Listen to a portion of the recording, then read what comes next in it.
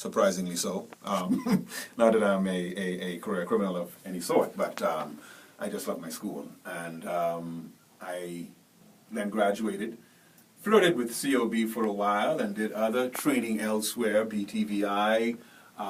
Went to school here at COB as well, did a few courses in English and whatnot.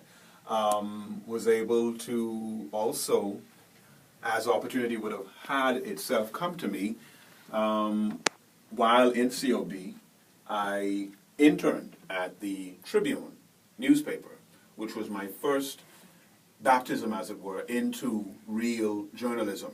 And I was fortunate enough to learn and be tutored by people like Athena Damianos, also to Miss Eileen Karen, who would editor or do editorials at night or edit our papers at night.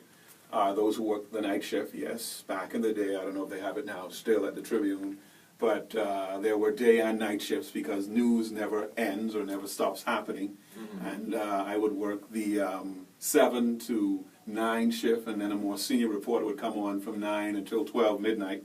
And then, of course, you were always on call even if you left. Mm-hmm. So if you got the call that something was happening, a body was found, something happened, you had the responsibility to get out to that scene, get all the relevant information as much as you can gather, and prepare it for the reporters who would come in the morning, or write up a story and have a brief story written up for the newspaper to go out. And actually the newspaper would be held back if anything happened, going off track. Anyway, after the Tribune, I transitioned to the Nassau Guardian, which is your neighbor right over here across the street, Carter Street. Mm-hmm. And should have done more research because the Guardian at that time had a more revolving door. So I was the last in, first out.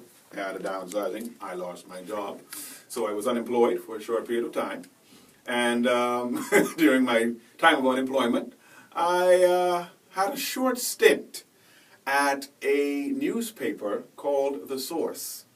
I am not embarrassed about that because in journalism you'll find that sometimes you move around. It's a nomadic type of existence sometimes, you know, because journalists, we have egos. We seek, or we ought to be seeking the truth. And in that time for me, it was, you know, I love writing. I love what I do. I want to continue writing. And so the job was offered to me and I took it. However, at that time, to be very polite and politically correct, our views, that of the editors and, well, my views were not gelling that well. And so, yeah, we had some creative differences, and so I bid them a fond farewell and I moved on and found myself still back here at COB, back in school, a good place to be, nurturing and being nurtured.